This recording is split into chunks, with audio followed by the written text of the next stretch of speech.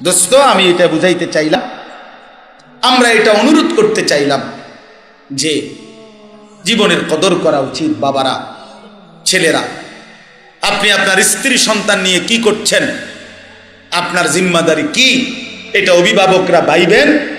আর ছেলেরা, বাবা তোমরা ভাইব, তোমারে আল্লাহ যে মানুষ বানাইছেন, মুসলমান বানাইছেন, তোমার দায়িত্বটা ছিল কি?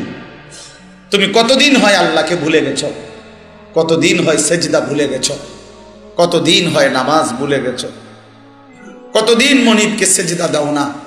আহ, যে কপালে সেজদা নাই তার উপরে লানত, যে কপালে সেজদা নাই সে রাজিম, যে কপালে সেজদা নাই সে শয়তান, সে মানুষ না, সে মানুষ হইতে পারে না। আল্লাহ তাআলা মানুষকে বানাইছেন ইবাদতের জন্য। অতএব যে মানুষ ইবাদত যার দ্বারা হচ্ছে না, সে আর কিসের মানুষ?